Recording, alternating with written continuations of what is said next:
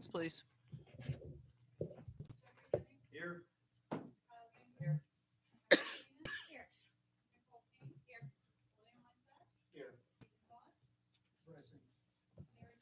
Here. Okay, let's stand for the Pledge of Allegiance. I pledge of allegiance to the flag of the United States of America and to the republic for which it stands, one nation, under God, indivisible, with liberty and justice for all. Do we have visitor comments?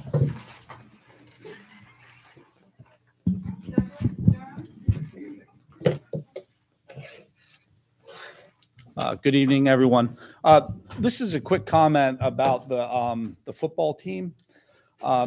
I spoke with the new athletic director today. I've had the privilege of being able to announce the middle school and JV games free of charge to the district for, I think, the last 4 or 5 years. And I think it means a lot to the kids. Also announced the varsity playoff game last year.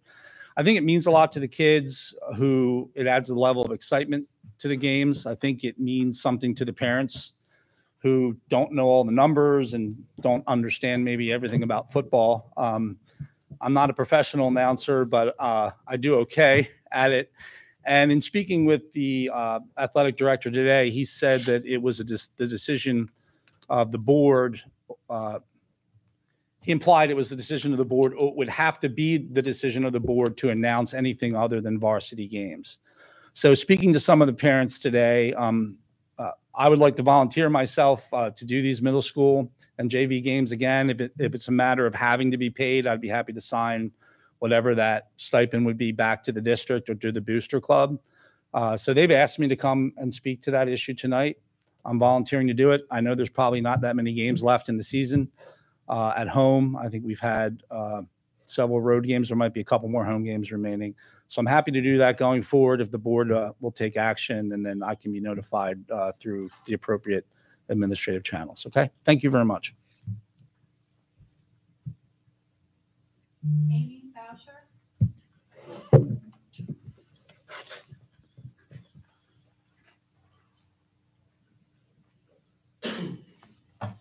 Good evening. I wanted to take a moment to share with you some thoughts about the start of this school year. As with any year, it has been very busy, but we were certainly excited to invite our students back into our classrooms and hit the ground running.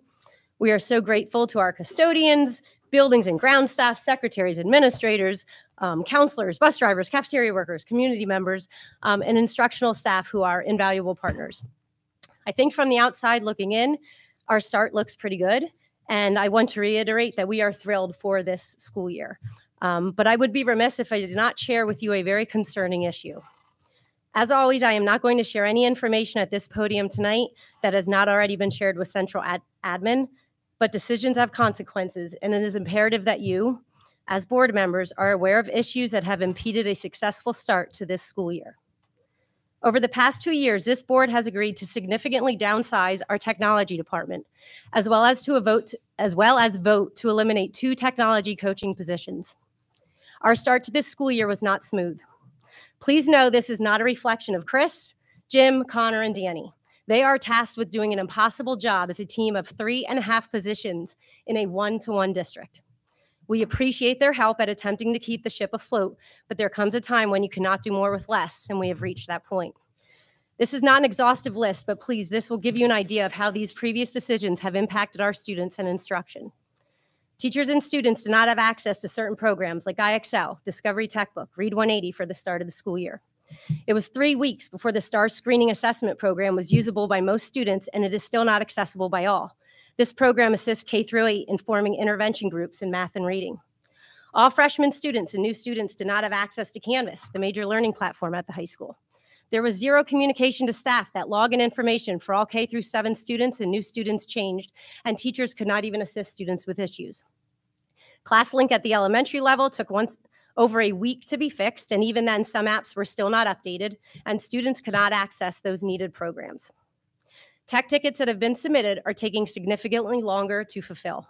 For example, a ticket submitted on 8/17 about blocked websites for curricular support still was not fulfilled as of late last week. There are several classrooms throughout the district that were not up and running with the TVs and necessary wiring for projection purposes by the start of the school year. Most 7th grade students received laptops that were not charged, and some received charging cords that didn't work. With no student and teacher knowledge of login credentials, scheduling for activity periods at the middle school was quite disrupted. Again, we are grateful for our technology staff, and I certainly don't want this to come off as a reflection of them. They are working extremely hard. But my point is, it is very clear that the decisions made to not replace technicians who have left and the recent elimination of 2 tech coaches has certainly not provided any benefit to our students.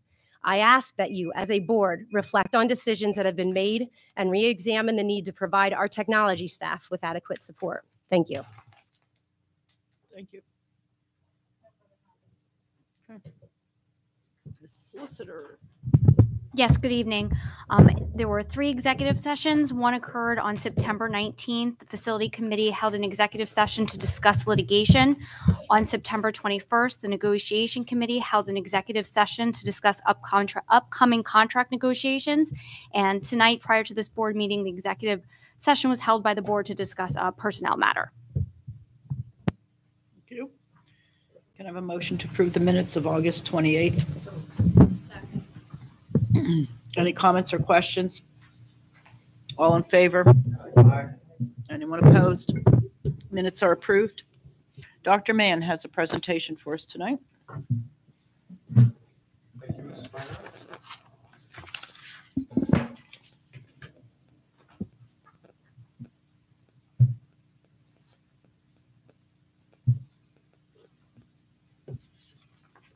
I'll begin maybe by going off script and say that Mrs. Boucher raises some concerns, and we very much will look forward to responding to those at our very next opportunity when we meet again. My sense is, and with great respect for what Mrs. Boucher has said, that things are about as good as our technology infrastructure has ever been. And while we've had some minor growing pains, the efforts that have been undertaken put us in a place where we have not been before, which is an exceptional place. And again, I will be able to provide details and specific responses at some future time. As you know, well, it was just earlier this week, it was something that was mentioned to us. I was unaware that this was going to be the topic tonight, or else I would have been fully prepared. But we look forward to having that conversation in the near future. So,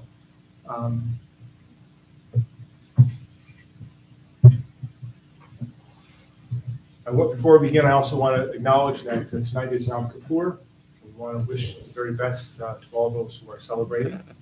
And last meeting, we had to skip over our last meeting, but this was for 9/11. Our students, I thought, did an absolutely wonderful job in decorating the front yard there at the high school. And, it was a very positive thing. As I'm going by, I thought I would definitely take a photo. So tonight is an opportunity for us. It's actually one of my favorite meetings, is to talk about our strategic objectives, our plans for the year. And so before getting there, and since our last meeting, I want to share some good news about the district. And I'll do it with a caveat that U.S. News and World Report is an important, interesting way to rank school districts, but I would not say that we rise and fall with where we land on the U.S. News and World rankings. But in any case, these came out since our last meeting, and pleased to say that Southern Lehigh Intermediate School was the #1 public middle school in Lehigh Valley, ranking number 30 of 2,154 schools in the Commonwealth, in the top 1.3%. And because our grade breakdown is a little different than most, Southern Lehigh Middle School was actually the second rated middle school in the Lehigh Valley. Of 2,154 schools that fall into that category, they were number 47.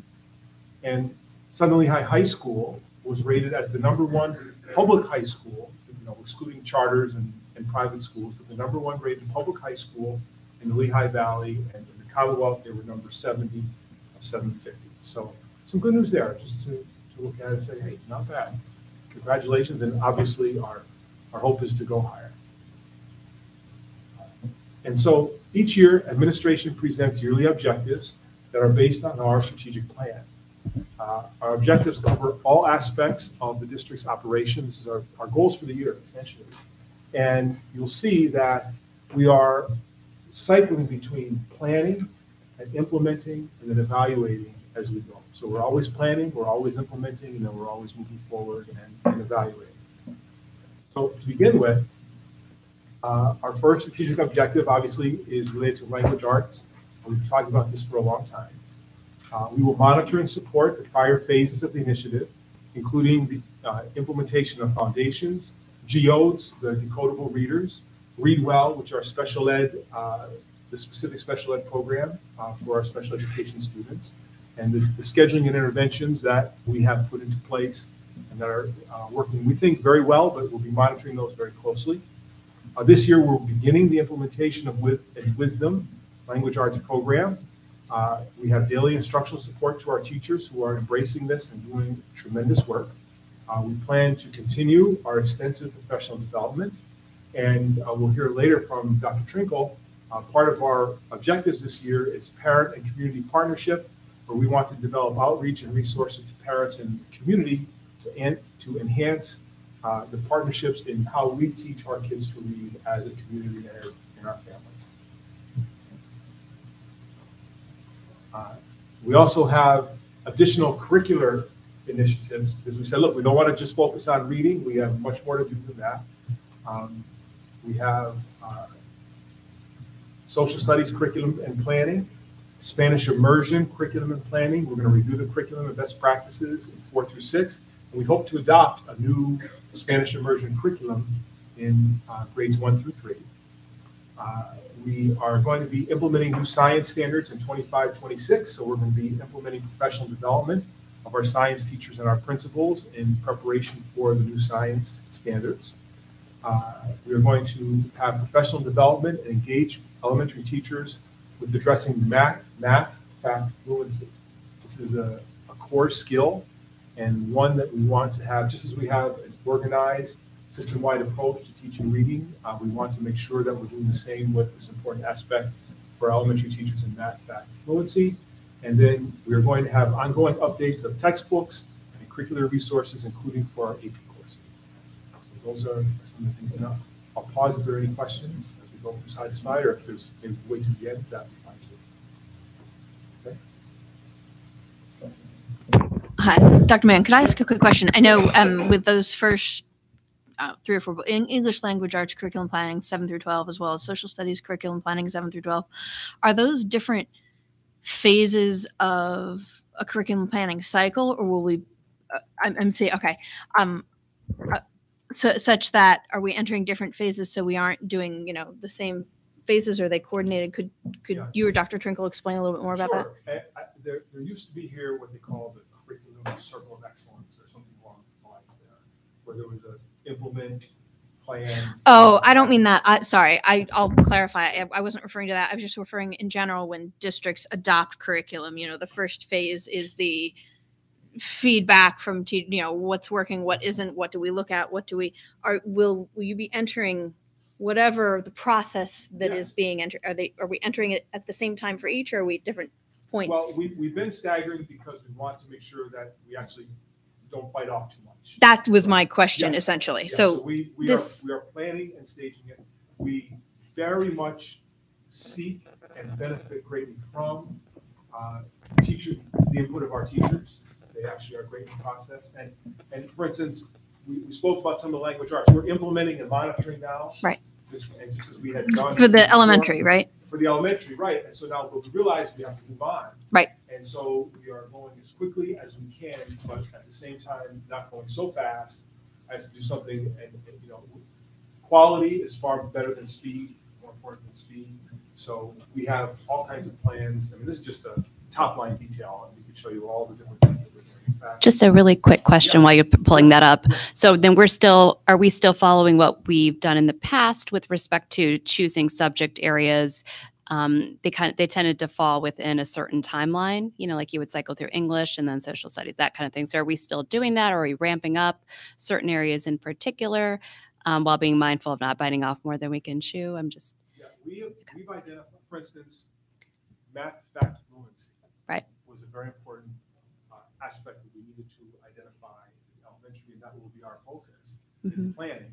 And next year, we would be intending to implement. And was that based on the PSSA data that we had noticed that we No, somewhat? Not necessarily. One of the things that we found is that Hopefully. from a systems point of view, the curriculum was driven very much by individual teachers who work cooperatively with each other and support each other. Right. And one of the things that we've heard very clearly, and that we've been happy to hear very clearly, is that they would like a little more support, a little more centralized resource, a little more organized professional development training. Those are the things that we're trying to bring to bear on these. And because our staff has been just incredible in their, number one, their implementation, but also in their desire to find new things. Like our history department is very much focused on that. Our Spanish immersion program saying, look, you have all these new ELA programs in English, why can't we get some? And that's exactly the question we want them to be asking. And so, That's great. I just was curious if there was change. yeah. And they did have like the curriculum cycle of excellence here. Right. And we've So kind there's of, you would cycle, I mean, there was that, the cycling through an individual subject, but also Right. there was the subject matter would cycle to. Mhm. right, Mhm. yes. Everything. And we've kind of moved away from that because we didn't think we could really keep up, Okay. do what we could with everything cycling all the time. And so we've kind of focused on specific areas, and we're going to continue to do cycles of planning and implementation and monitoring as we grow this process out.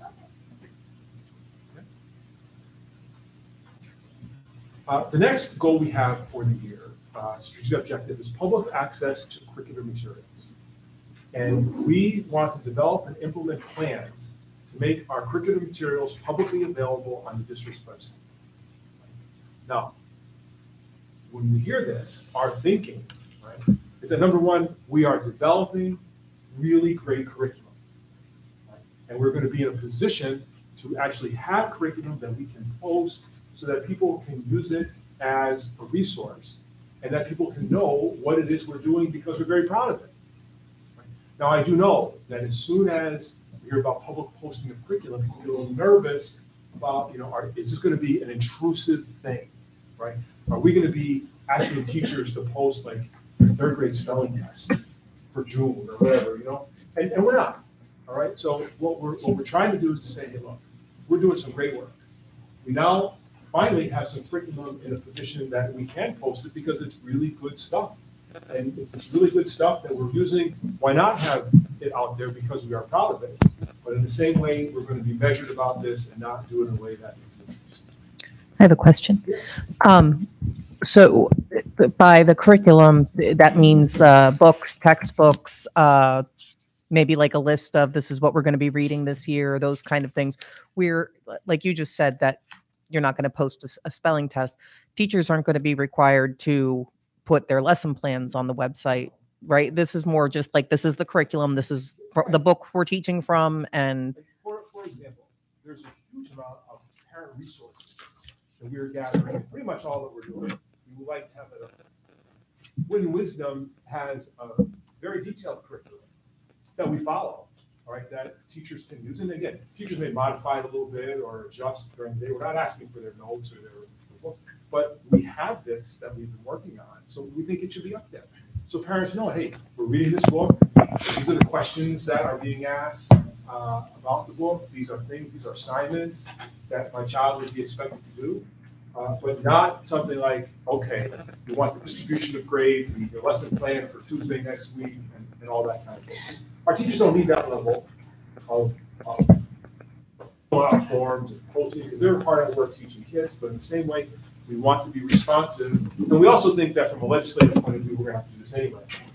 And so getting a little bit ahead of the game is probably So just along with that, I think that sounds great. So are you thinking, I know you said you're in the planning phases, so I understand it's not concrete yet. So is the thought process so far perhaps to have, like by grade, subject matter, that type of thing. So it's easily can easily be clicked upon by a parent, regardless of who the teacher is. Because right now, a lot of teachers have websites, some of whom, are putting a lot on there and some aren't. So I think it would be really helpful to parents and community members for them to just have one access point regardless. So I'm assuming it'd be somewhat unified. Of course, individual teachers would still have some things because I know some of their lessons. Exactly the point we're making.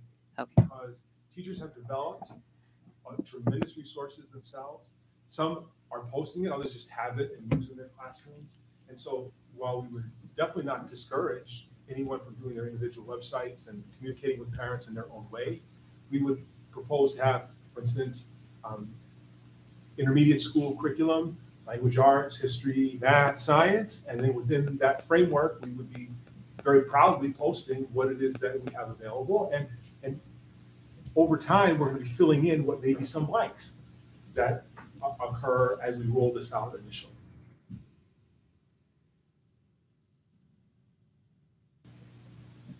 And then this one, the board is familiar with, public reporting of achievement data. We want to build on the success of the prior work to present a comprehensive report of our student achievement data in November. We're going to post this report for public access on the district's website.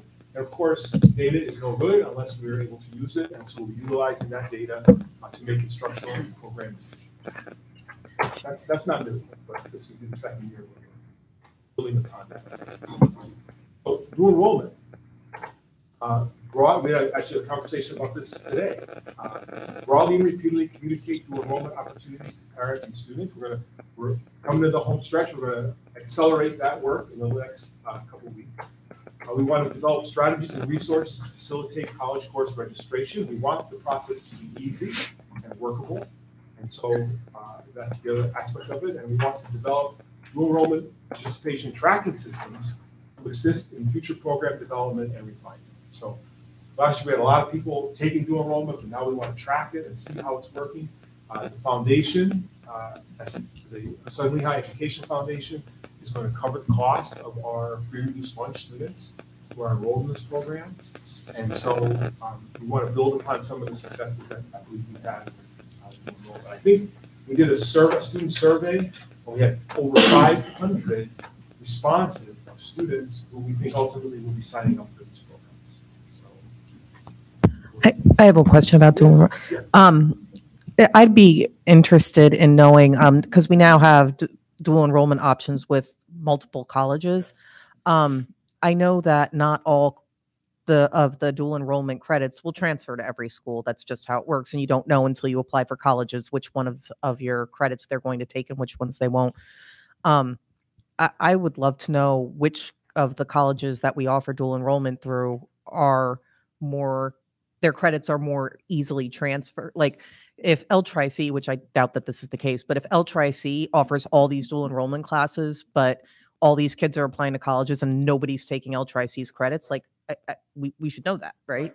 For example, we're looking closely at Seton Hall because their credits may not transfer just as well as L-Tri-C. And we have there's a website actually that maybe we'll have to promote more, but it's out in some of our publications where people go in and they'll type in the actual enrollment course they're taking in Southern Lehigh, and then they'll have Villanova or some school there, and then they'll see if the credit transfers or not, so they can make an as informed as they can decision about it. But L-Tri-C courses, $30 a credit, transfer very nicely. Yeah, I was just going to comment on that. L-Tri-C has had conversations, and that's one of the institutions. Oh, yeah, sure. Oh, no, as an example, I understood. I just wanted to say that L-Tri-C, I think, has a great resource in listing those institutions that they have actual guaranteed transferability. And I know that's a resource they have on their website just because our school partners with them a little bit more. I'm not sure Seton Hall might or might not, but I know that's a wonderful resource for parents as well, that you can actually check on their website and see these schools will absolutely take these credits, and they're some of the cheapest credits we offer from a dual enrollment perspective. Just another resource out there. And thanks to the partnership, which is kind of nice because we also partner with them and kind of help support them in a budgetary manner, and it's a reciprocal relationship in that way. So I would hope those would be the most transferable. Our money's going to good things for our community. We're open for business and we ask these people questions. some tough questions this year, and so we want to adjust and be flexible about this. Club exams, all right, we are set. Dr. Trinkle has a really nice flyer that will go out talking about our CLEP exams, how it works, what it can do. There's a website on the CLEP site that tells you whether these courses transfer or not, $93. I will tell you, we're a little behind in people showing interest for this. And so we were thinking it would be packed. We have the room with the PC, the portable PC lab. So we need to kind of shake the trees a little bit more because, again, we thought people would bang it down the door to try this, and interest has been muted, at least initially. So, Have we advertised? The other schools can come in and do it too, right? well, we want to make sure that we have all of our people covered first, but yes, they can. But we're holding off on that until we make sure that we have seats available. Yes. Mike, have we advertised that? Sorry. That's something that we've advertised. Do you think? Yeah. I think in this next couple of weeks, we'll do home stretch push because. When is our first, when is? October 14th. October 14th? Okay. Perfect. Great, thanks. Okay. Now, the next one is a multi-year, it's a new strategic objective that's going to require a lot of thought, a lot of reflection, a lot of work, but ultimately I think outcomes will be really great. We know more than ever that kids are suffering with mental health challenges these days. And we have to, and we know that there's very hard to find school counselors, very hard to find school psychologists, social workers are in high demand. And so this is a multi-year effort, and our thought is that we need to review our current interactions among our guidance counselors, social workers, and school psychologists, and outside resource agencies in providing services to students and families. So we're going to ask ourselves, what is our current practice with all these various aspects of the service that we provide, and how are they currently integrated with roles and responsibilities being defined? So we want to understand what it is we're doing. And so once we have that, then our thought is that we wish to establish roles and responsibilities to integrate service provided to students and families. So what is the role of the school psychologist compared to the social worker, compared to the counselor? How is that defined now, and how can we better define it to leverage those positions to provide better services to serve our families? We want to find ways to utilize internal and external resources to identify and enhance the type, depth, and scope of services provided to students and families with a focus on identifying and overcoming barriers to positive student outcomes.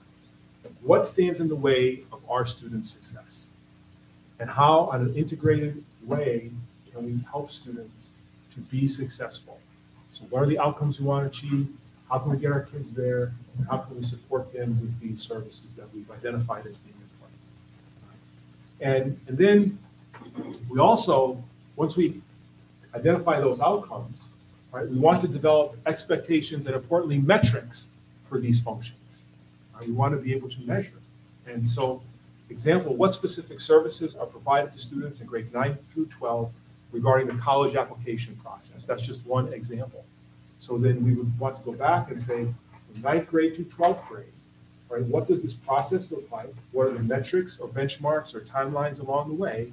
And how can we meet them? Again, that's just one example of many of how we want to be able to essentially organize and benchmark all of these processes that help students break barriers. Okay. Yes, Mr. Moore. Regarding the last bullet there and talking about develop expectations. So the question I have is, where are we now? If we're developing it now, where are we from a historical standpoint over the past year or 2 years, whatever? Because develop to me in this says that we don't have a very cohesive strategy. So could you elaborate on that? Well, I would say the first bullet here is that we want to review current practice, and that is underway. Right? And we do have some documents, some procedures, but we would like to kind of integrate them into a single process that then we could use, to measure outcomes. It happens to be with student enrollment in higher ed and college applications, but there'll be many. And so our hope is that when we come out the other side of this, we will have all kinds of benchmarks and timelines and sets of expectations that can be communicated to all. And I'm not certain the level to which that exists at the moment. Okay. So most definitely there's work to do there. I can say also at LCTI, we had, some areas there that we were investigating regarding social work and counselors, and they outsource some of that, but they provide some metrics on students, some of the numbers as to which students are being helped and in what areas. So I would assume that this would be an expansion on something like that, where you may have a pretty cursory number or statistic. Is that a fair statement? Well, it is. And for example, we would say, all right, during the course of 4 years in high school, what interface will occur between every student and the social worker? And maybe it's a subset of the students who will see that. What interface will occur between students and guidance counselors? Now, for some, it will far exceed, whatever this broad benchmark is. But can we expect, even course registration is another one, right? Where along the way we can expect these certain things. And I'm not saying it's not being done now. Our people are working very hard, but it's a matter of quantifying the expectations, establishing metrics, and then being able to work from that point forward once we have that information together. Yeah, I can say from a standpoint, again, of LCTI with registrations, they were using paper-based registrations for the sending high schools as an example for enrollment. They were finding out that that was challenging. And they've moved this year to online registration, which I'm sure Dr. Trinkle and others are familiar with. And they've had a very high level of response and improvement in that process. So I know that for the LCTI or L-Tri-C dual enrollment, L-Tri-C already has an electronic process, but I assume that would be that process would be improved by having a more intimate relationship with the guidance counselor and the student making those decisions and understanding that exact process, so they're not getting lost in the shuffle and a different process, I would assume. Is that the sort of thing that'll be happening with that registration? Very much. Very much. For instance, I think at LCTI, they moved from paper to online, and I think their next step is going to be multi-language applications, like the Spanish language application online. So those are the types of things that we hope to be able to say when we're finished. This is helpful to our staff, it's helpful to our administration, but most of all, it's helpful to our parents and our kids with respect to understanding expectations. Thank you. Could I ask one question with regard to that, or just a consideration? I know that whenever you're making an evaluation of a system or a department in a high school, sometimes you find efficiencies and you have to make changes and shifts. I would just, because we have, relatively new folks sitting at the table and might have even more new folks sitting at the table in various rooms between administration and board when this happens. I would sincerely ask that you look at those students, particularly at the high school level, who are assigned a particular guidance counselor, and examine the patterns that took place whenever there have had to be prior shifts. Because, for example, I know there are certain sections of the alphabet, for instance, who over the past 5 years have had a different guidance counselor assigned to them every single year, and in some cases have gone months without a guidance counselor. And other portions of the alphabet that those shifts were not necessary for got to maintain, a single and didn't have to go through this transition. So if you are going over an evaluative process right now, there are some families who have had a shift in that every single year for at least 5 years. And I would ask that those families be spared or be minimized or be counseled and coached through any additional guidance shifts that need to be made, including if there will be gaps and students won't be covered by guidance counselors as they were this year. I would just really ask that of whoever is, in charge of that process going forward. That was, well, no, we shouldn't, but transparency, we do and we have. And one of the things that we're going to be looking at is our resource allocation. We need more counselors, we need fewer social workers, we need more social workers, and less counselors. How are we going to have psychologists and define these roles and responsibilities? We want to make sure that the resources that we're devoting to this critical important aspect of our operation, that we have them allocated in a way that drives services to families. Yeah. Most efficient way. Yeah, and I think this is well timed because I also think some of those, in trying to improve efficiencies, and some of those admin or secretarial positions that have been reallocated or eliminated, I think I'm glad this is being examined now, because I think in particular in the guidance department, that department is probably a little overtaxed and needs some of that. There's an administrative lift that could help kids filling out applications or understanding a process or understanding what link to click. And so I'm encouraged to see that process being examined now, especially when the staffing reductions were taking place, and perhaps looking at that and seeing the changes over those years when that took place recently. Thanks. Dr. Main. I think when the guidance counselors are assigned a student, it would be, in my experience, very beneficial that the same letter of the alphabet does not go to every single family member that happens to be a student. So that system never seemed to make sense to me, where even the perspective of a different guidance counselor could be beneficial to different students for different reasons. And I think looking at the way in which the assignments are made and not automatically defaulting to your letter L, this is going to be the guidance counselor that every single student in that family will have as they go through high school, it didn't really seem to work very well, especially if there are pluses or minuses to that particular guidance counselor. I think looking at that system, looking at how students are assigned, and having a bit of a rotation as they go through, and that those perspectives, unless there's a ideal match in the views of that student and that family, I think there'd be some benefit to that than having the same counselor through all 4 years for every single family member from that family. And we don't come into this with any preconceived ideas.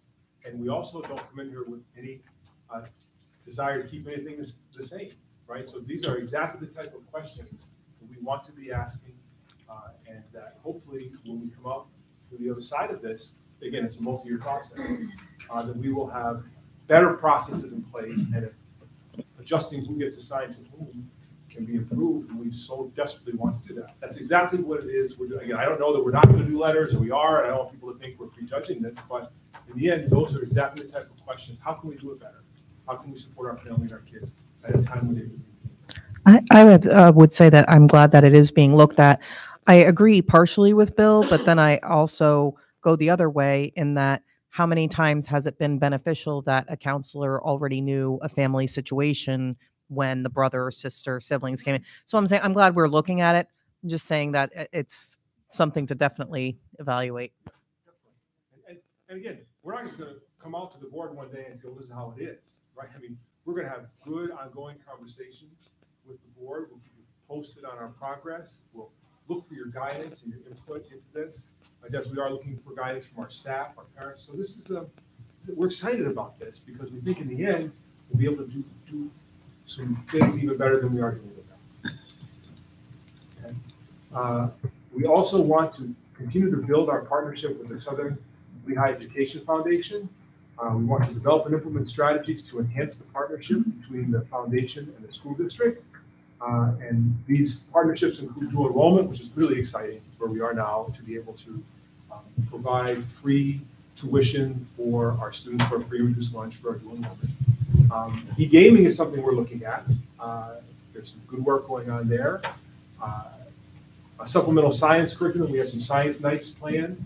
And the unified sports is something that we always have a desire to bring about. So again, we hope to support the foundation. They've been great. We have very positive interaction, and as I said to the board in the past, we're very much committed to keep you posted on these interactions, what we're doing with those resources. Okay? And then some time ago, the board said, hey, let's look at the high school library and let's get a report to you by October. And so we are developing plans and alternatives to enhance the utilization and function of the library at Southern Lehigh High School. We are on track to come back in October with some ideas. Dr. Trinkle has been meeting with some architects about maybe some physical plant changes in the library that might make it more accommodating for students. So we look forward to a kind of preview of future attractions. Just woke up the bear. Very quiet. I've been quiet. And I am, the clock is running out on me. So I, my only, I know, and you're only doing what we asked you to do. I am, as a lawyer, concerned about this language. I feel like you probably drafted this language. It's that I know, because I know it when I see it. The utilization and function of the library facility. So I'd like to call it a library. It concerns me when you call it a library facility, because that sounds to me like a space that could be kind of anything that's currently sort of like an old library. So I'm half joking with you, but I am concerned. And look, I'm only, as I always say, I'm only 1 of 9 and extremely short of time of the 1 of 9. I would expect, though, in October, well, it'd be great to see how we can make that library look I should call it what you're calling it, the facility that currently houses what is sort of called a library, how we can make it look neater and more inviting for other uses. What I know, but one of those options, I really want to see the cost, the price of what we don't have a library. I mean, I think we all agree here. And if anybody can look me straight in the eyes and tell me they think they have a library here, if you're an educator and you're telling me that, I think we can all agree. While to your point, we have a facility that is currently called the library. It is not by any stretch of the imagination a high school library. And look, again, I don't know if I'm going to win the debate, but I do want to at least hear in October one of these options, in addition to making it look neater, doing other things in it. What I really want to see is from this administration, what does it take to make a modern library that is a functioning library? What does that bring to us? I mean, because everybody else has one in the Valley. And, it's amazing to me that we're the ranking that we are. So what are the great libraries in the Valley? What are they doing? And what does that bring to the high school? And what does that bring to the teachers in the high school as far as support for curriculum? Because I agree, I'm not suggesting that the library is what it always was. But what I hope we don't do is come up with ideas of how to make that library some kind of quasi something else, because that's what it's been. What would it cost? And one of those, I hope one of the suggestions, or one of the things you're going to bring to us, is a plan for having a library. So at least this group of 9 can say either we want that or we don't. But I would hope that would be one of the parts of the plan, is an actual functioning library. What does that look like? What's the cost? What would be the purpose of the 21st century library here in Southern Lehigh? I hope we have that part, not just that we have this facility and we want to make it more inviting to study hall for people to hang out in. That, and I'm not suggesting that's what you're doing, but I just want to make. I'm sure, and that's okay, because that could be. I mean, look, again, I'm only 1 of 9. Maybe there's people here that feel. I'm with you. Obviously, making an environment that is inviting. I said that, I think, in my argument, that certainly that's part of a library. But at the core of a library is, in my opinion, teaching today's students who are soon to go on to university or into the world the ability to research and understand information. And a lot of that isn't in books, but it's still on online databases, and understanding what information is real and can be trusted and can be relied upon and cited in research papers.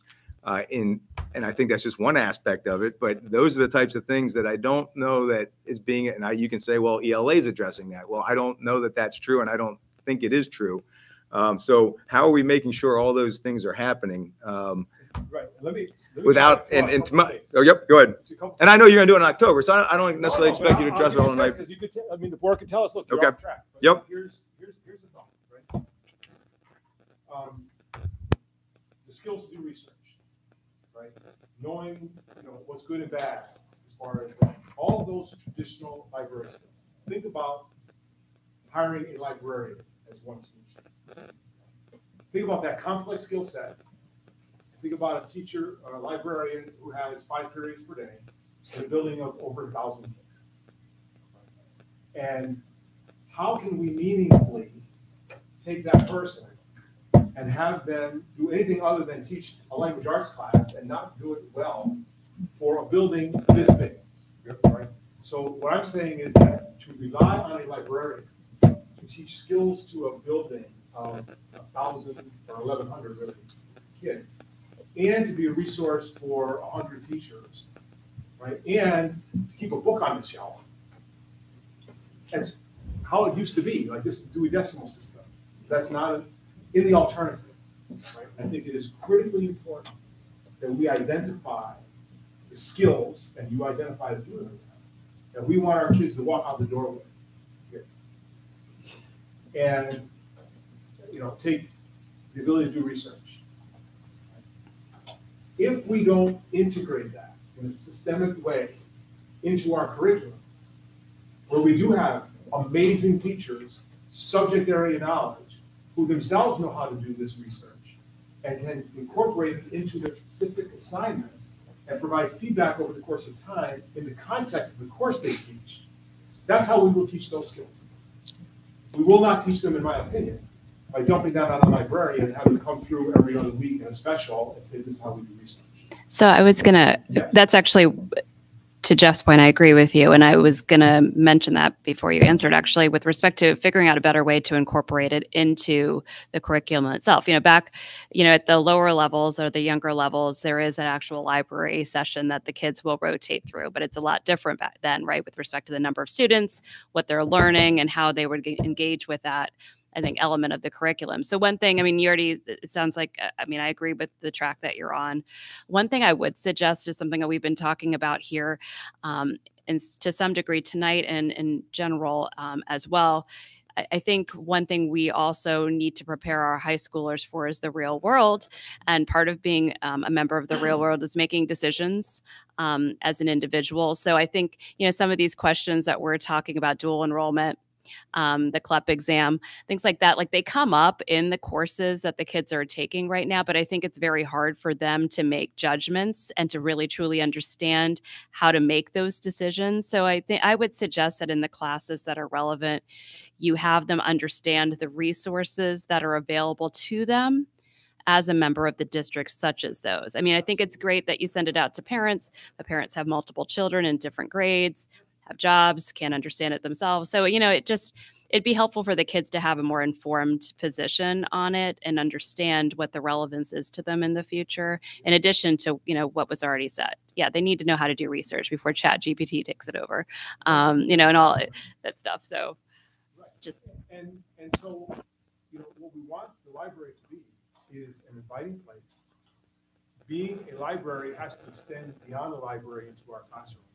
We have to be able to be supportive of our teachers, and they're doing it already, right? But in maybe some very specific ways about skills that we want to get. And hiring a librarian, if we were to come back with a recommendation to hire somebody, we wouldn't be hiring a librarian. I think it would be a media specialist would be more likely the case, because the idea of, if we were to redesign the library, book circulation is very low now. We would want to be sure to have an awesome fiction section, right? Where kids come in and pick up books that they could actually go to the bookstore or top on Amazon to pick it up. Stuff they like to read, rather than, how to punt a football or whatever is on the shelf. So we still have some current stuff. which really highlights that it's like a bookstore. And then have rooms where kids can come together and study in groups. All right, and utilize technology in areas. And maybe have them drink coffee in there, like they would at a bookstore. And again, we have a lot more to do on this. I'm probably making Dr. Trinkle very nervous as I'm talking about these things. But we recognize that it's more than a space, right? Our kids got to get stuff out of this. And we are taking very seriously that this is just not move the deck chairs, all right? And then we have a new library. It's a kind of a comprehensive approach, and we're looking forward to the presentation.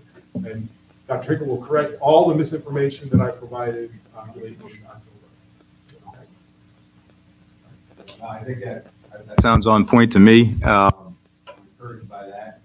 Based on what you just mentioned, but I certainly did, and I think we on the board as well. I still think your point. I have no library more often than forward on the other end.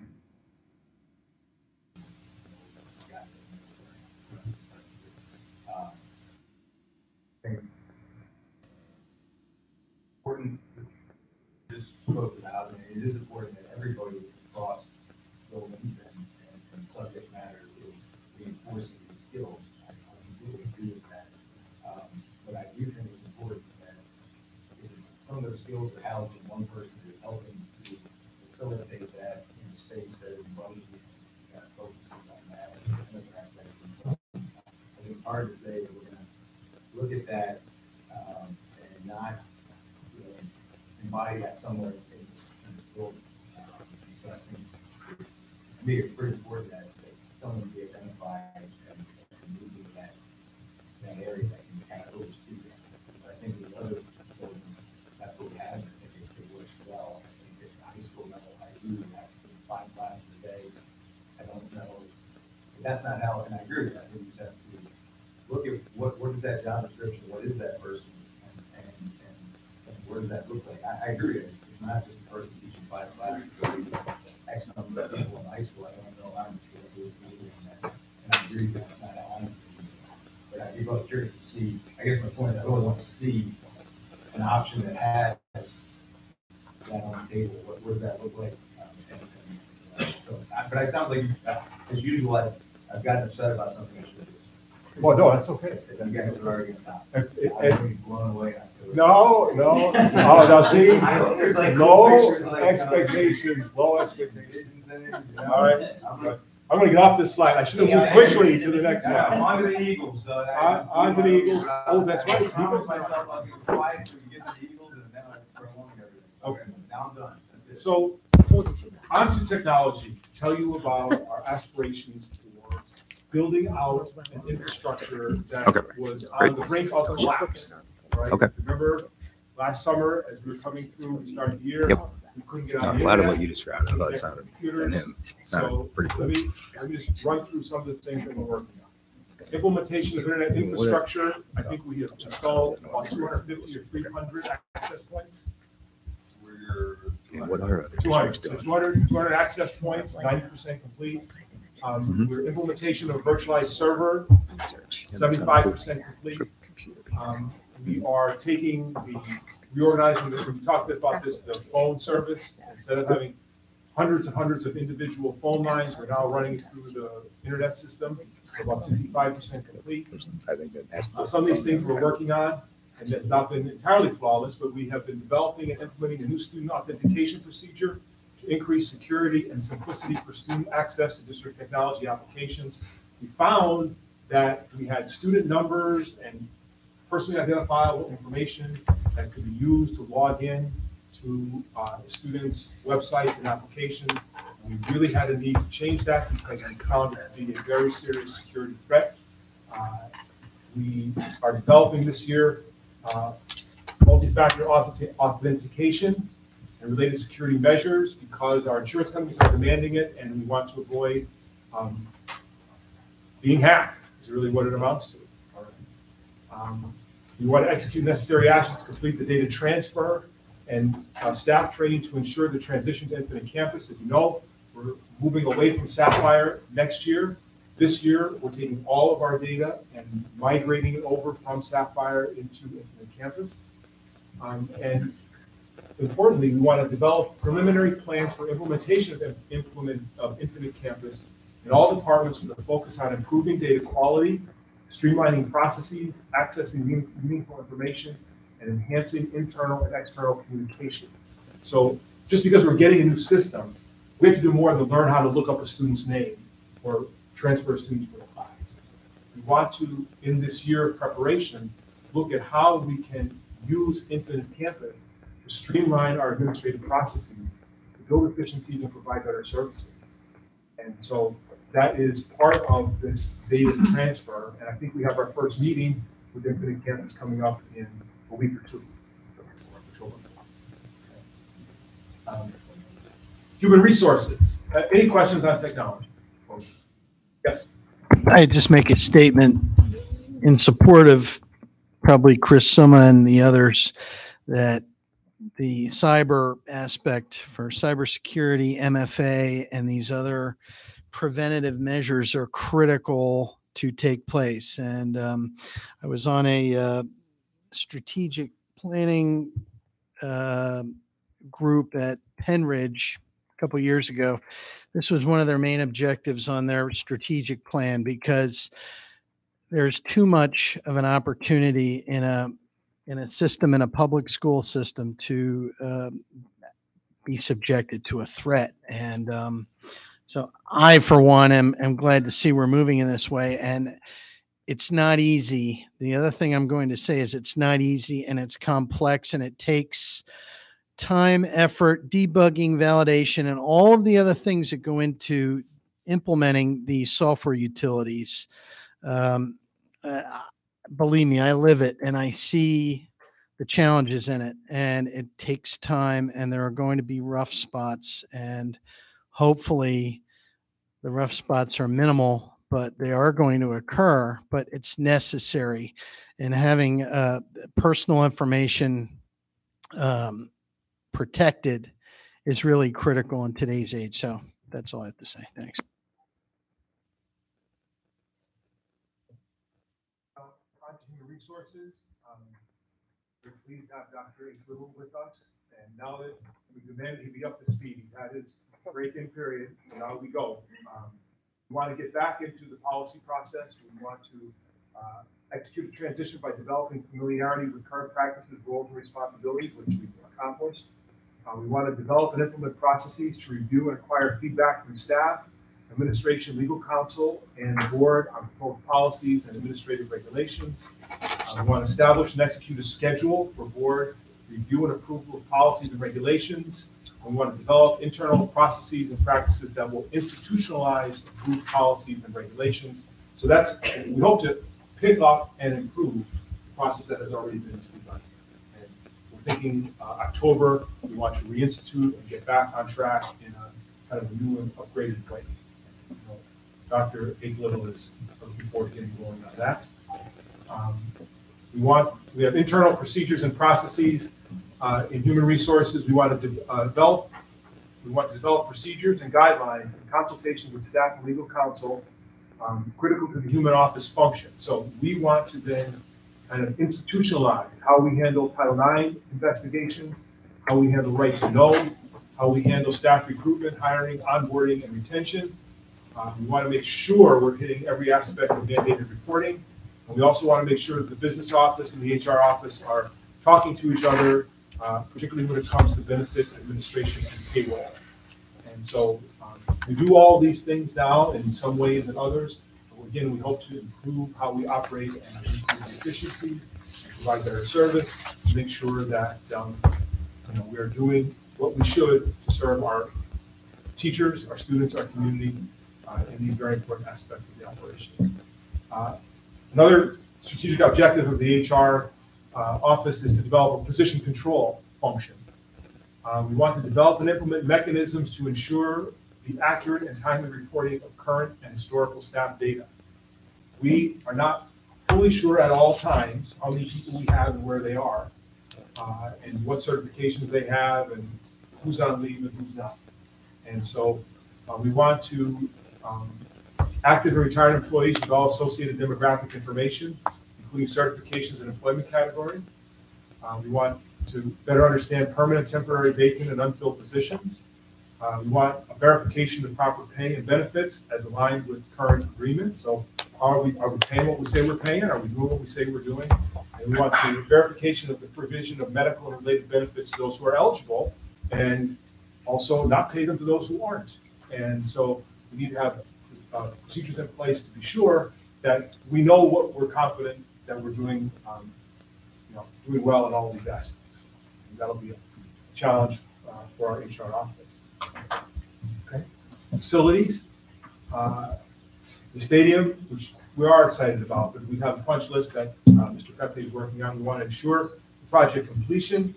We want to develop practice, competition, and event schedules in collaboration with coaches and moderators that are fair to all parties. And I've not been hearing negative feedback. The field is being used by many different teams and groups. And once we get all the lines down and everything, we'll improve on that even more. Our goal was, and this is well underway, we want to execute a marketing plan that results in new revenue streams, including scoreboard advertising, and that has been really successful. We had a new lead this morning that Mr. Pepe is working on. And then we're a little behind in this, but it's been because of our vendors, and I think there's actually a meeting today to express some concerns. We want to consider educational opportunities associated with the scoreboard project, when our kids be able to go in there and use it and use the media and the computer stuff to really engage and develop skills. I think we're moving along quickly there. The intermediate school exterior wall project, ensure project completion. We've kind of checked that box this summer. We want to engage with insurance and legal representatives to pursue unresolved funding issues, and we've had an update on that recently, and we continue to keep the board posted on that aspect of it. At the high school, we have an HVAC project getting underway to improve the air quality in the building. And under facilities, this is exciting. We want to plan and prioritize future construction of major maintenance projects, and this will be driven by a review of the 2018 facility study report that we've been using. And if you recall, we had gone a little off track on that for a while, and we kind of focused on more immediate emergent needs. But looking forward to kind of re-engaging in conversations about that study and how it can be applied in 2023. And then we'll always be interested in securing and allocating construction project funding as required. So how we pay for this stuff is very important. Okay. And I do want to acknowledge the hard work of the facility committee who led us along the way in all of these processes, and we look forward to their continued engagement as well as the full board in these efforts. Negotiations, we want to provide administrative support to the board and negotiations committee in all aspects of data collection, fiscal planning, and related needs. We had a great meeting, I think, of the negotiations committee last week. And again, we look forward to this process, and also look forward to engaging with our partners in the SCLA.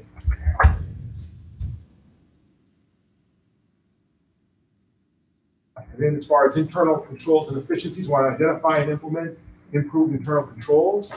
We look to identify opportunities to improve systems and reporting by leveraging interactions with the district's new auditing firm. So we have a new auditor coming in, and they have some really good ideas.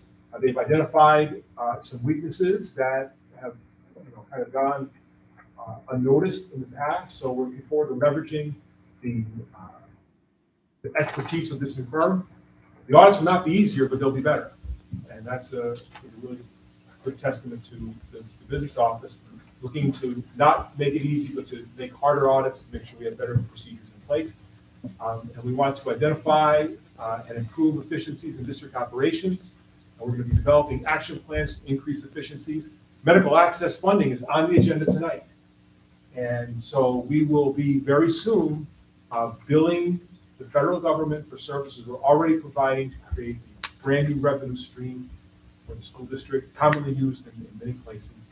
And we also recognize that our food service can stand improvement both in its operation and in the quality of what it is serving to our students, and that will be a focus of our efforts. Now, talk about facilities. Right? this is really great graph, right? And every board member should be very proud of your work in achieving this. And so see that last year we came in with pretty solid surplus, and this year we're looking, and this is an estimated number, but we're looking to do it even more. This is a pretty solid estimate of where we think we're going to be, about $3.75 million as far as surplus funds. But please recognize that this money is going to go into capital reserve because we have projects that we have to build. Right? We have medical benefits that are accelerating at double-digit rates. So this does not mean that we are out of the woods by any means. We have to be very careful in our approach. We have to continue to find efficiencies as we have been doing. But we now realize that we have some flexibility to put roofs on buildings, all right, to do exciting curriculum work, to recognize the good work that our people are doing. And so, we're very pleased with this, but recognize that we are not out of the woods. We have lots of challenges. Right? Man, I love that slide. It's good. Could I ask, that's a great slide. Could I ask a quick question about that too, just to paint a full picture? Could I also ask, you mentioned our fund balance and having to, address that since we have other projects that are coming up. Yeah. Could you just give me a thumbnail sketch of what that fund balance looked like, just from like what it was in 2020, 2021, and then what it looks like now? So are those $3 million, $4 million potential surpluses going into it, or what was the fund balance in 21 and what was the fund balance that we project now? Because I think that's a little misleading for the public to see that whole fund balance, just whether it's gone up or down by that amount. I just want to paint that full picture. Yeah. This is not fund balance. Right. All right. This is at the end of the year, did we come in with a surplus or a deficit? All right. From an operational point of view. Right. So we came in 15, 16, 17, and on the way up with fairly small operational deficits, right?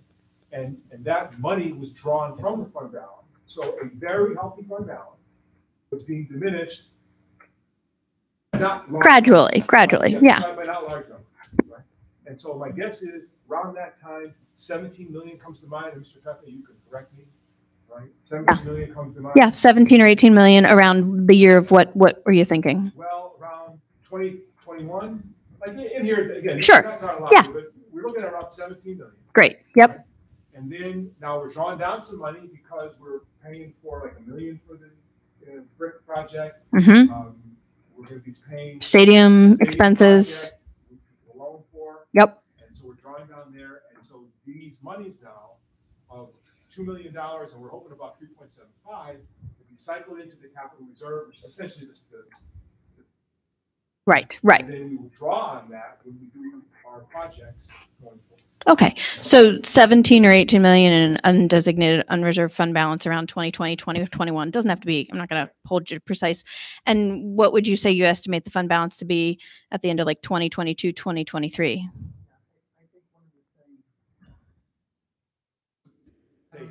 Okay, good. I think one of the things that confuses individuals when you look at this is our fund balance is at 6%. Our fund balance is about 4.2 million. Okay. What we're talking about is capital reserve, which capital reserve is currently parked around 7.9 million.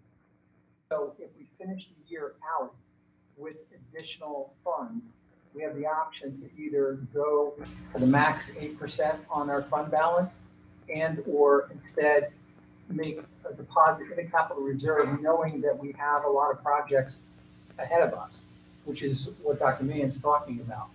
From my recollection, the overall fund balance, when you have all of them together, was 17. It was down as low as 14 a couple years back. So if we finish out the year where we're projecting, we would bring it to a much healthier balance and be closer to overall total around 20 mil. Are you saying an undesignated, no overall fund balance? Okay, so, right. Okay, so undesignated, unreserved in the past was the 17 million you're talking about? Thank you. Okay, good. It was about 4 million, right? 4 million more the entire time. The entire time, undesignated, unreserved. What was actually diminished Yeah. were the additional reserves. The capital reserves. And if you remember Yes. last year, when we closed the year out, Yep. I had talked to the auditor about moving the undesignated monies into the funds that were more appropriate. Yes. Like capital reserve. Yes. So some of the other balances went down, capital reserve went up. But we knew where we were going, because again, we talk about, we're not here by accident, we're here by design. Yep. So it's part of the overall design to ensure that we have an adequate fund balance. And especially when you look at interest rates starting to go up, Mhm. the goal here is not to have to go out and borrow more than you need to. So by having healthy fund balances in the capital reserve, it gives the board the opportunity to address some of the issues that you have confronting you, whether it be facility-related issues or whether it be build-out projects like the library space area or something else, Still might be. Mr. Dimick's getting the vapors. So that's why it's important to realize that. Okay. And the good news and a real good takeaway here is by managing and being good stewards. Yeah. Both the board and the administration, the district's in a good financial position as we move forward into next budget cycle. So what you're saying is, regardless of whether it's undesignated, unreserved, or capital reserved, or moved into those various accounts that would be more useful to the district in its planning process, regardless of that, the amount of money in the district's savings account, as it were, in the general fund is remaining basically stable. Currently has remained stable at 6%. At 6%, and it was also 6% back in 2020, 2021. Correct. At 6%, and that has maintained. Gone down were the other reserves.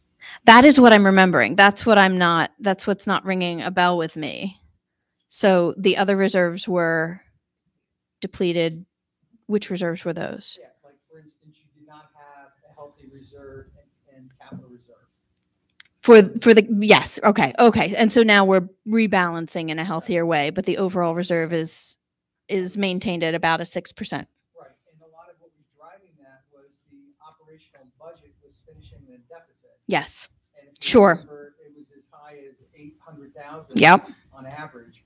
So whatever you would finish the year out, not only did you not have any additional money, Yes. but you were pulling down off of the available surplus. Oh, yes. No, that's great. Thank you. Thanks for explaining that and explaining the overall balance, regardless of what those individual balances are. The overall health is there. Thanks. No problem. Yeah. So the district did well building up the fund balance over time. We hit this patch, and now we're in a place where I also will tell you that this bodes very well for our budgeting process this year. Right? It really does take some pressure off our budgeting process moving forward. That process going forward as well. And then together we will continue to strive to make Southern Lehigh School District the best in Pennsylvania in all aspects of our operation. That is what we're out to do here. And so that concludes this aspect of the report. Are there any questions as we wrap this up? Seeing none, thank you. Question discussions. And then we did say that as part of our discussion tonight and in response to questions from the community that have been ongoing, board members have said, should we in some formal way talk about the issue of all-day kindergarten? And so Dr. Mann, I think we should discuss Yes. all-day kindergarten Yes. as a board, but not tonight. I agree. I know Jeff would agree. I consume- So I think it's a hot topic, and I'm sure everybody has a lot to say and share. So let's put that on the agenda when we have a little bit more time to do it robustly. Thank you for your presentation. Excellent.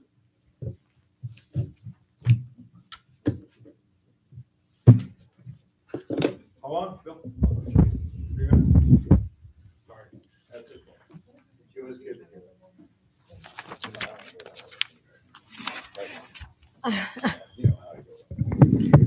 Okay. We're moving on to student and curriculum and staff services, correct?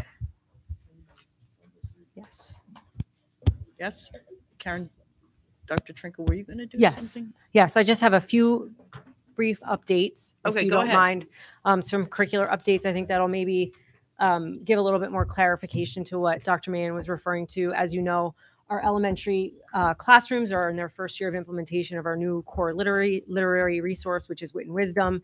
In addition, our K-3 classrooms are in their second year of implementation of Foundations, which provides an excellent resource for explicit instruction and foundational skills. These are all new and exciting changes that are happening in our literary classrooms. So we wanted to share all that we've done with our families in the broader school community, which to this end, we're planning our first series of family literacy nights, tentatively scheduled for end of October, beginning of November. We have not yet solidified those dates, but each building will host its own event so that we do not have any overlap for any parents who potentially have a first grader and a fifth grader, so that they can go to both if they so choose. And the purpose is obviously to educate the families and invite them to participate in the literacy instruction that's happening in our classrooms. Administrators, teachers, specialists, we're all collaborating to plan these events, and planning meetings have already taken place. I'm looking over at Dr. Chromiak. She's already well into the planning stages and has all things kind of showcased and organized. Guests will be invited to participate in model lessons, preview core texts, and engage in all sorts of instructional routines that we're using every day, and even to showcase some student work. They're intended to be informative, enjoyable, and we hope that people attend with the hope to ensure enthusiasm, two-way communication, and develop an understanding of what we're trying to do with literacy in our classrooms. Additionally, I know Dr. Mann briefly alluded to this in his presentation. We've made a great deal of progress in our 7 through 11 ELA process. That process kicked off immediately once we identified our core resource K-6. We did not stop. We moved right on to the next evaluation and assessment process. That started immediately, and the evaluation and assessment process is nearing the end. We are reviewing curricular resources. 3 programs have kind of become the front runner of this process. From their teachers, administrators, vendor demonstrations, and a small committee was formed to go through that process just like we did K-6. And ELA teachers actually met today to further their discussion on those top contenders of the resources at play, with a hope to make a recommendation soon. But great credit goes to those teachers for their dedication and their focus on selecting a resource, a high quality resource to support their kids in their classroom. I also wanted to mention on October 10th, we will be hosting an ESL family night at Liberty Bell Elementary School. That will be from 6 to 7:30.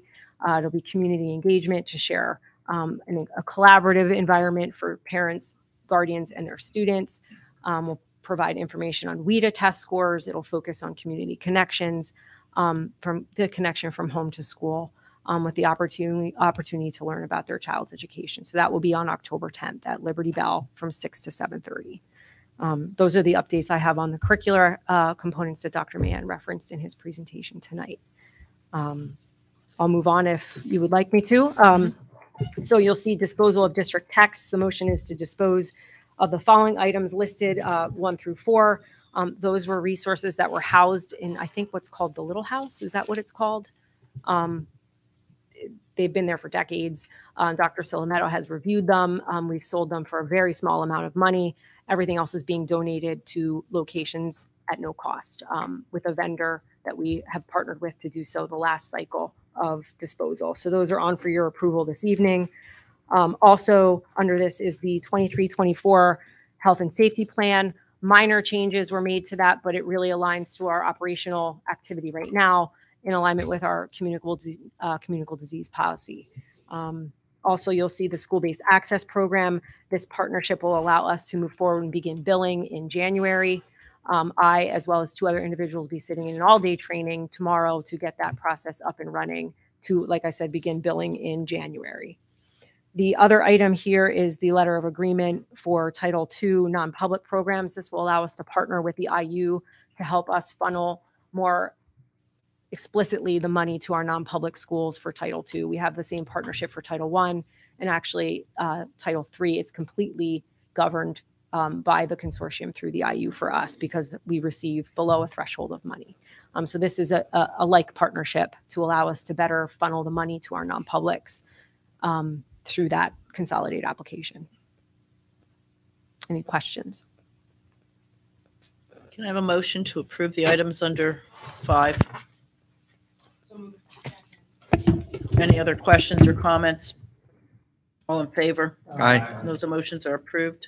Mr. Pepe? Madam President, tonight, we actually have a pretty brief agenda in the business office. We'll start with the bills list. You see what was attached, the overall bills list starts with about 1.7 million in bills. We had 580,000 in construction funds. Under the actual operational bills list, it's kind of broken down into 3 areas. I'll start with our partnerships. We heard a lot about that tonight. CLIU, L3C, L3PI, altogether represent about 43% of our bills this month. CLIU is 563,000, L3C 78,000, and LCPI 99,000. The next group I'm going to talk about are some of the ones that may have jumped out. We had $10,000 going to East Penn. That represents special education tuition. 23,000 for Final Site. That is the district website. They actually purchased Blackboard. And one of the things that we're looking at efficiencies through the efforts of technology, we are going to have that reduced by about $6,000 next year as we host some of the messenger component of that will be absorbed. Great Minds, Great Minds Think Alike, that had to do with second grade resources and consumables. You heard a lot about the ELA, reading, writing, and phonics, that's $8,000. HSA mechanicals on there, if you were curious as to what that encompasses, it's not only boiler inspections and repairs, but we actually had of the $29,000 or $20,000 replacement of the major hot water heater at the IF that finally broke down. That can no longer be repaired and needs to be replaced with emergency replacement. $72,000 in year's transportation had to do with a lot of summer routes, and $43,700 in Integra One, again more E-rate, and that had to do with some of the work that technology accomplished over the summer. $12,000 Kistler O'Brien as fire protection, smoke detectors, and $17,850 is on. You remember that is the quarterly payment to the library. So altogether, they represent $214,000 or 13%. The other 31% as far as one group is charter schools. And I looked through, it represents 15 charter schools at a cost of $430,500 and 4 cyber charters at a cost of $99,500. So total, that group represents $530,000. So that's pretty much the overview on the budget. The charter schools, is that payment quarterly? Is that right? Or how does that work? Yeah. Yeah. I can ask you offline. I'm just curious as to what that number is from an annual standpoint right now. Okay. So it's gone up then. In other words, it used to be around 2 to 2.5. I don't think it's climbed as much this year. Yeah. The big impact was during COVID. Right. It shot up and then it seemed to stabilize. Okay. We're hoping to reverse the trend a little. Mm-hmm. Thanks. Still a pretty significant margin. Yeah. Lou, if I remember correctly, pre-COVID, that number was around $1 million or just under, maybe between 800 and 1 million. When school shut down and we went online, that number jumped up, I think, to about 2 to 2.5 and has maintained somewhere between 2.5 to 3 cents. Correct. Yeah. So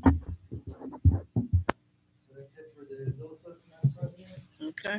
Do you want to briefly describe these other motions? If you don't mind, I'll just finish up business office and Yep. services. They're kind of related. Yep. So the next item is exciting item. It's a donation from Hopewell Elementary PTA to accept the donation in the amount of $27,148 for playground equipment. And you notice the first item of the core services is for the district to purchase on behalf of the school that equipment through Great Lakes Recreation, doing business as Voice Recreation.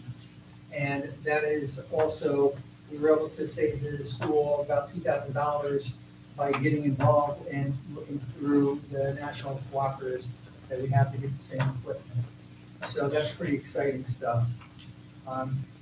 Then lastly, we have. I'm sorry, is that going to, there's two areas for recess there, there's one in the rear of Liberty Bell, and there's one in the front?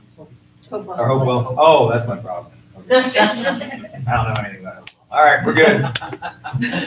Okay, and then item B is high school tennis court repairs. As you know, we talked about when the tree fell on the tennis court back in, I think, July. We're in the process of getting that completely redone. We had to go out and get the quote, had the quote reviewed by insurance. And we are happy to report that Miller Sports Construction's proposal was reviewed and approved by the adjuster. And they're also on CoStar's, so we're getting good pricing. And that's going to go through. We've actually already received a check for $38,000 minus the deductible and the depreciation on the court, which is recoverable. So I'm going to go after that. And similar to when we had the water loss at the high school a couple years back, we got all of that. And then lastly is Municipal. And Municipal is an online auction platform for schools and municipalities in Pennsylvania to dispose of excess assets that we have. And that kind of goes back to discussion where in the past we had an auctioneer come to the district to auction excess unwanted supplies and or materials and equipment. At this point, what we have attached is a list of items for sale / disposal. And if an item is up for sale, we have the ability to reject any and all bids and also to set a base price that we expect to get for whatever the item is. If we have items that do not sell and we feel they do not have any value, at that point we've done our due diligence to try and get something out of it, and then we would dispose of it. So this is currently with our solicitor under review. There's one area that we're trying to see if we can improve in their terms and conditions, but that's not a huge area from our conversation. So I'm pretty confident we're going to be able to move forward. Any questions? I have a question about the Hopewell playground. So the 27,000 was raised totally by the PTA at Hopewell, is that right? And that's good job, guys. In the past, it had been, none of that money comes from the school district at all. Okay. In the past, the way that the playground equipment had been purchased, since the onus is on the school to replace stuff as it wears out, the PTAs have always done a great job of raising money for the playgrounds. And the way that it used to get handled was the PTAs would raise money, and whatever they would raise, the school district would then double whatever they made to make a nice amount of money to, match it. Sorry, that was the word I was looking for, to create a nice, big, great playground for the kids. And I'm just curious, are we just not doing that anymore with the people? Like, are we just? In this particular case, it was simply the PTA approached the building principal. The building principal brought it to us. They raised all the money they needed for the particular playground equipment they were looking for. That price includes installation. Oh, so they aren't looking to replace the playground. They were just purchasing a few like set pieces. Oh, okay. That I misunderstood. I thought that they were like, I was like, 27,000 isn't going to really give you much of a playground. So, okay, now I understand. Just, could I ask a quick related question? I assume there's going to be the installation of the base or like the so many inches of mulch, et cetera, et cetera. I don't see that included in this bid. Is that going to be a separate item? Yeah, that's because we stripped that out. We're going to do that in-house. And we can do that a lot cheaper. Okay. And a lot more effective. And one of the things that we do is district-wide, we make sure that we mulch all of the playgrounds, regardless of this new equipment that's being added. To a certain depth? Yes. Okay. We'll have to pass safety inspection for insurance. Right. So kids aren't landing on an inch of mulch and then ground underneath that it has the nice base. Okay. Thanks. Appreciate that explanation. And that was one of the changes that was made not too long ago to redirect labor to internal resources than going out for contract, right? Especially for the mulch and some of that. I just wanted to comment on the municipal bid. I think the right approach to have a turnkey situation for the auction rather than having all of the checks and balances that need to happen within the school district if it's run internally. The municipal, as you talked about in our facilities meeting, is a turnkey operation. And so I think that it's probably the best way. So I'm glad we're moving that way. One of the other benefits that we have is not only is the board approving and authorizing the sale, the items are uploaded so they're available to the public. We'll also get a page electronically off this bid that we can attach to our website. So you could go at any time if you were interested to see if something's available in the public. You could go to the district website through the facilities office and link right to Municipal, and you'd be able to find our page. Okay, thank you, Mr. Pepe. Can I have a motion to approve the items as presented by Mr. Pepe under the Business and Finance section of the agenda? Second. Any other comments or questions? Okay, those motions are approved. And with that, Dr. Oh, vote. I'm getting tired. Do you want to vote? All in favor? Sure. Is anyone opposed? Okay, those motions are now approved. Dr. Ake Little, for our HR report. Thank you. Madam President.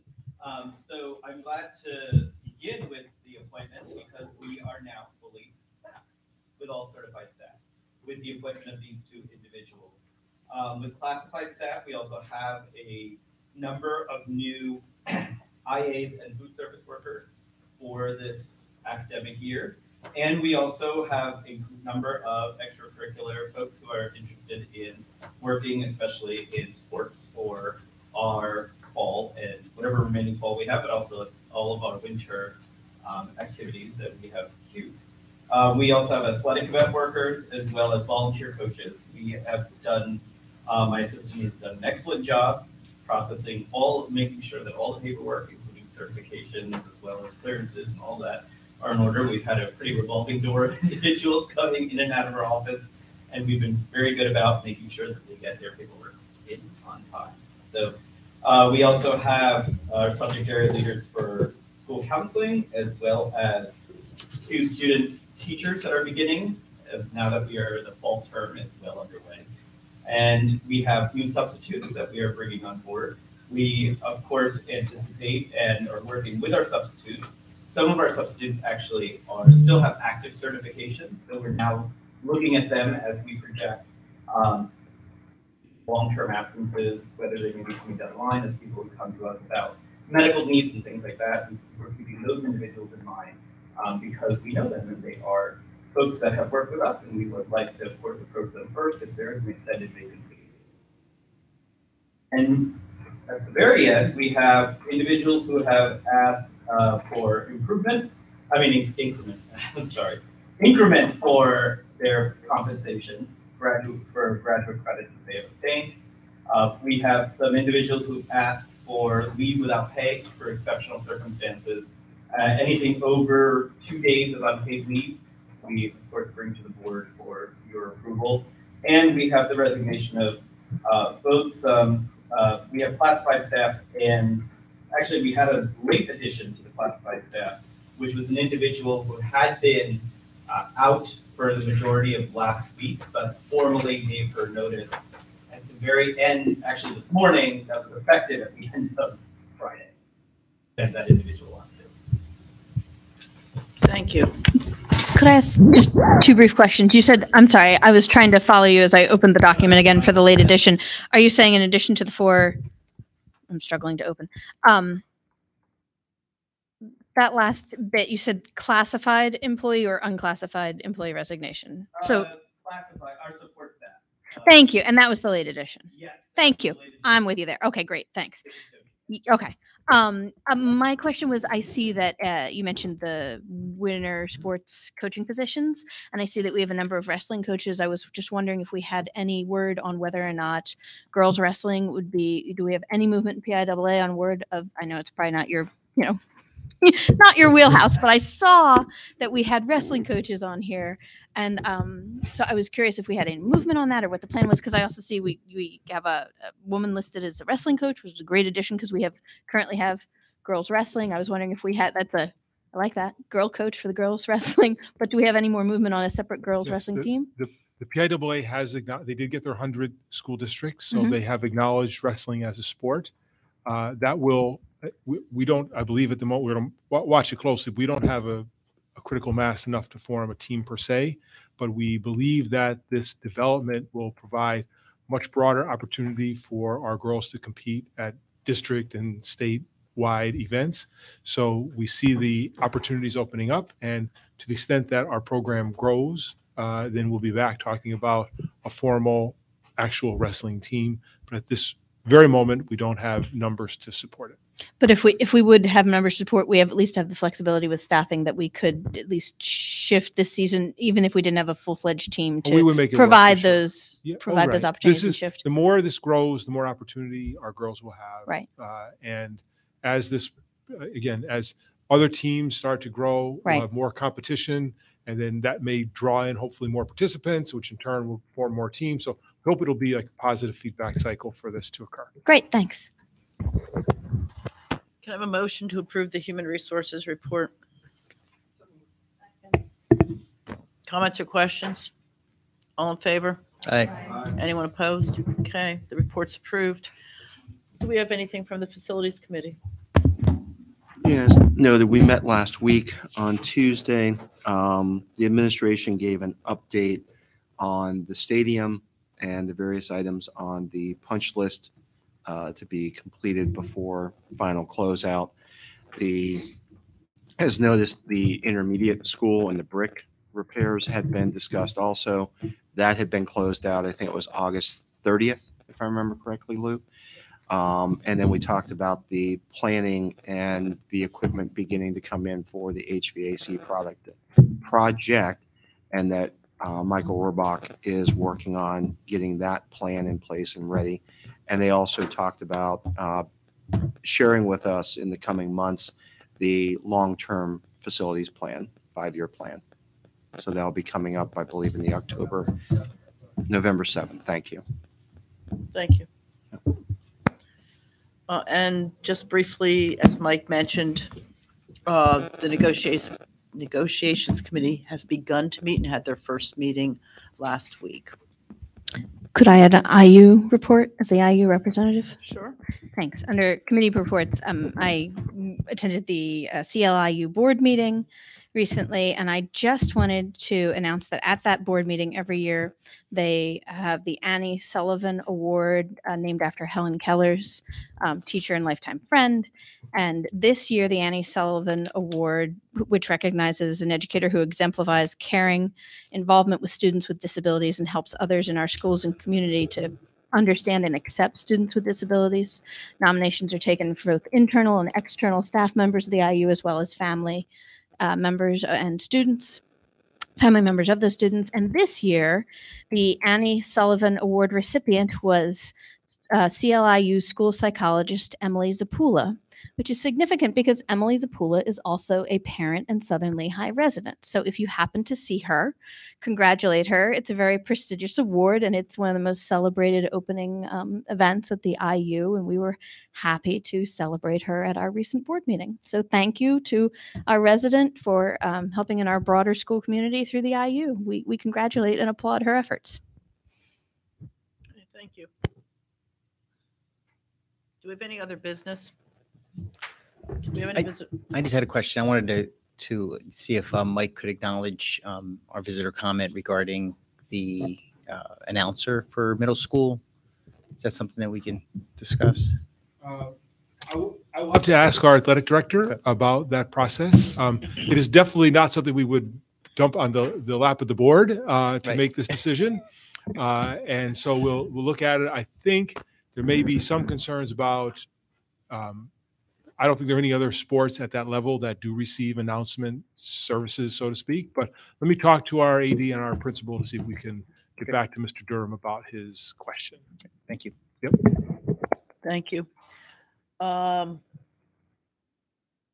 With that, I don't think we have any other new business. Do we have any visitor comments? Okay, we are adjourned then at 8:13, and we will continue to meet in executive session.